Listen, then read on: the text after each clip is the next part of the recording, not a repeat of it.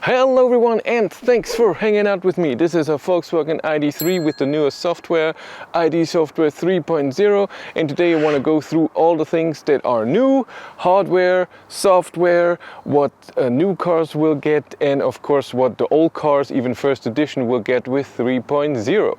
Hardware is the first. You get sensors. If you get the assist package, you get parking assist plus, so you get sensors on each wheel, on the side and in the rear as well. And you also need those sensors for travel assist with swarm data. Those two things, park assist and travel assist with swarm data, already showed in two other videos that you can watch here. No, here. I never know. The battery has also changed, not hardware-wise. The BMS has a new software on it, and since software 2.4 now, the battery heater, when the battery is cold, is a bit different. I tried to find out how the heating is taking place, and the only thing I found out from Volkswagen so far was that it starts heating up the battery at 0 degrees, not lower. So when the battery is 0 degrees, not when the outside temperature is 0 degrees, and it will do that in steps, but they couldn't tell me so far how it's happening. So is it not heating for 10 minutes and then heating a bit? I have no idea, but the consumption in winter on very short trips should be way lower because of that. Also, since 2.4, battery heating can happen when you're AC charging. Before it was only when DC charging, but preheating, so preconditioning of the battery when you navigate to a charger, is still not included. With 3.0, the batteries get higher charging, peak charging power. So this is a 58 kilowatt hour battery, so the Pro version, and so far it was 100 kilowatt. Then in the summer last year they beefed it up to 120, and so the old cars like mine, first edition, will also get 120. I will go to a charger soon and we'll test it if it's really that much, and if it's the same, for example, as the Cupra Born has the same battery where the peak was 131 kilowatt. We have to look at that. And if you have a Pro S or an ID.4 with the 77 kilowatt hour battery, you get a peak of 135, and you have a GTX, because it's a different battery, you get even 170 kilowatt. On the small battery, the 45, it should be around 118, but I already tested that. Also, since 2.4, scheduled charging should now work, and I tried it at home one time and it really did. I plugged in, said it should charge to 80%, but it should be done at 6:30 in the morning, and I plugged in the afternoon the day before. It didn't charge. It started charging shortly before that. And I show you in the menu, you can select different things what it should do charging. So should it preheat? Should it just charge to the percentage as you set when you want to leave, or should it precondition the interior, the cabin, or something like that? Now let's look at the boot time. So this car was parked for a few days. Let's see. Boot time. Turn it on.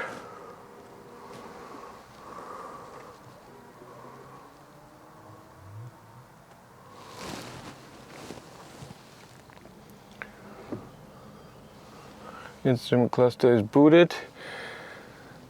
This is booting. Can I go to climate? Yes, climate is faster. Navigation takes a second.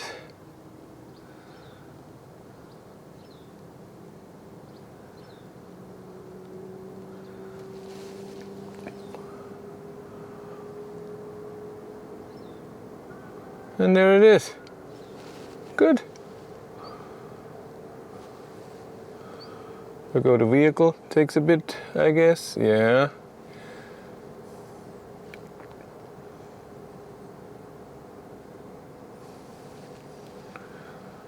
Two things are changing in behavior with the car. First is lane assist. So lane assist is not so dramatic to change if you go a bit over the line. It's not, oh my god, it's a bit smoother. I tested it also in the video. And your head-up display, when you have a navigation in there, so the augmented reality part, the arrows look a bit different now. It's just a little change. They behave in the same way. What do we have different in the software when you look at it? Number one is that you have your state of charge with your range in the instrument cluster. Number two, if I close this, you have your outside temperature here. And here, this didn't change. This thing looks different than when you connect it to the internet.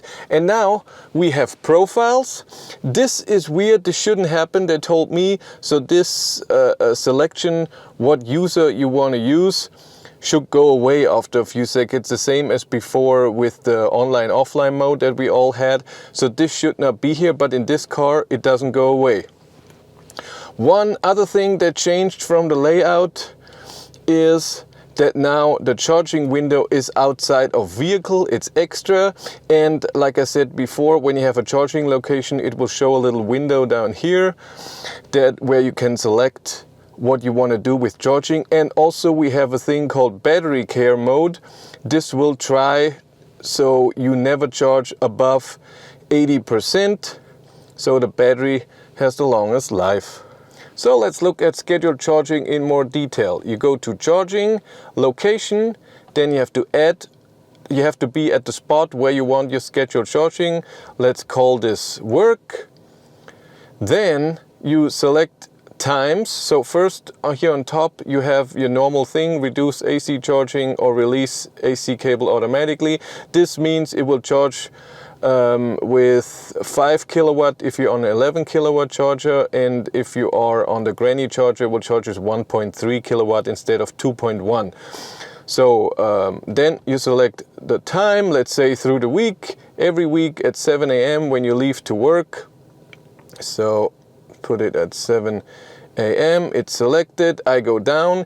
Here you can select where it should charge immediately. So you arrive from work, it is at 20% and you want it at 40 all the time just to be sure, or 50, you can select that here. And if you put it to 0, it won't charge. And here you put in where it should charge to, let's say 80%.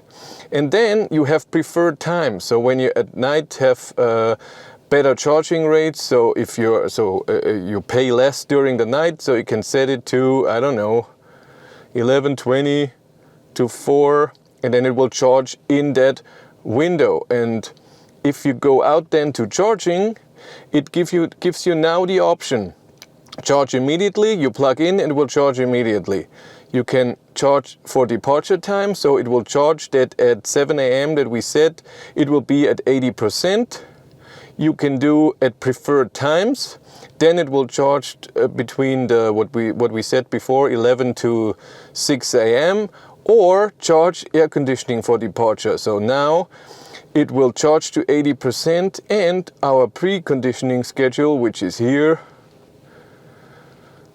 the 23 degrees, it should do that. So in the morning I want it to be here. In the morning at 7 a.m. during the week, car should be warm and charged to 80% every morning. And of course you can delete different plans, and you can have up to 5 different charging locations. I looked through the settings and I didn't find anything new.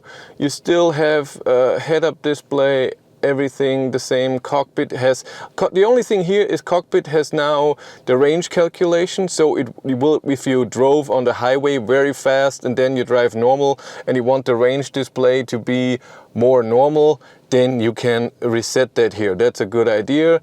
You have your ID light settings as always, your roof, interior lighting, so your ambient light here. You can also set this to dark. Up here there are no more options than you had before. In the favorites it's still the same.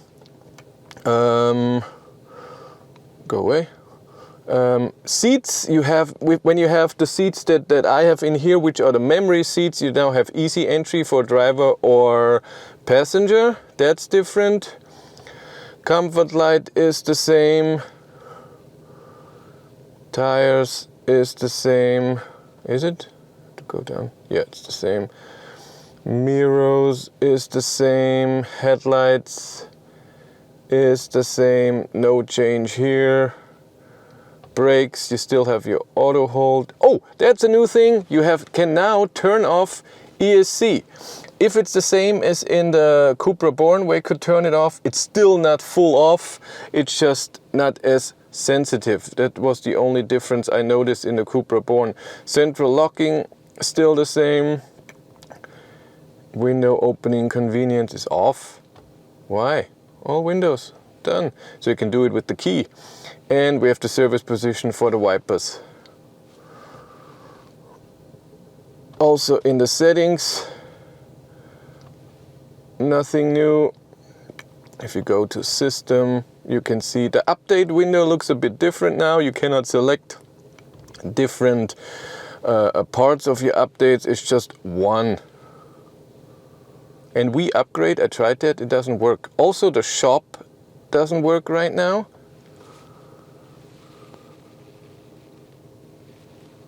It will always go to the country that you've selected, so I have English in here, but the shop is in German because it's the German shop, so it will go to German now.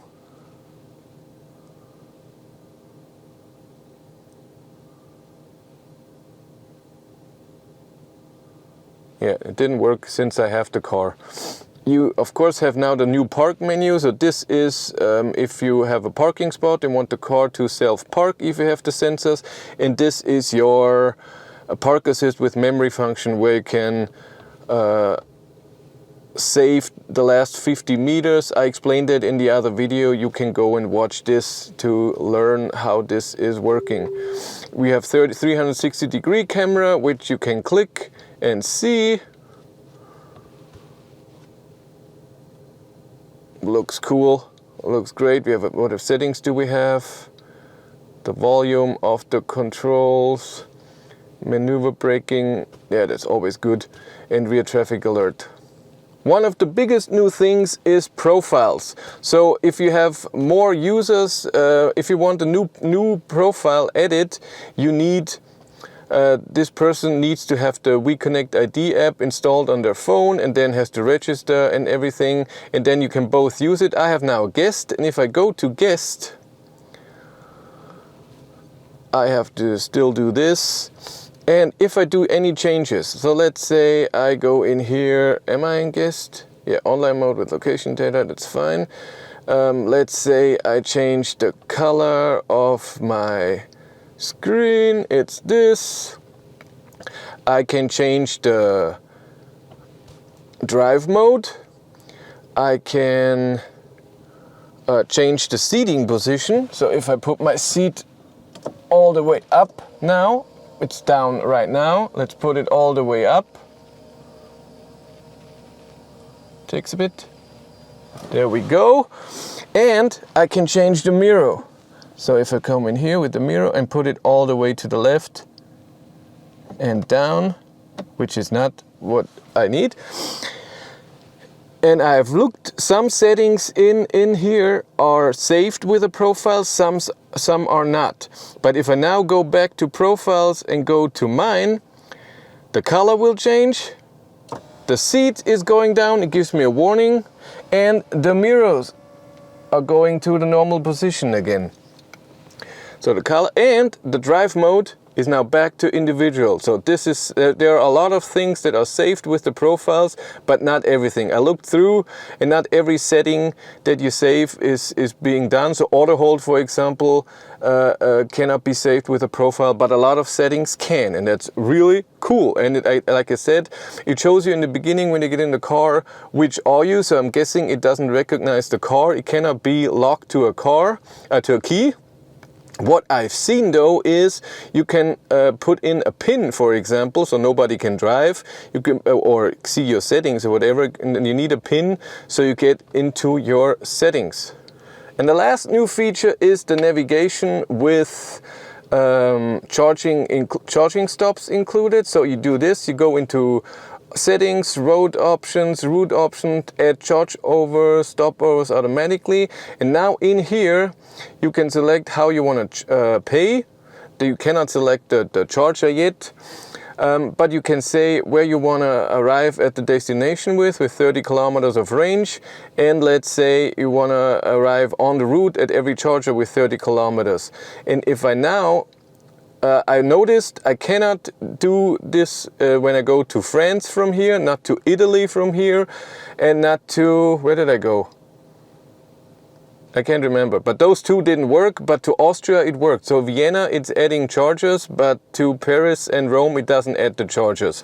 So it's not all of Europe. And if I go to Wolfsburg, it will now calculate the route and add the chargers. You can see them already here, and you can change stuff in the settings.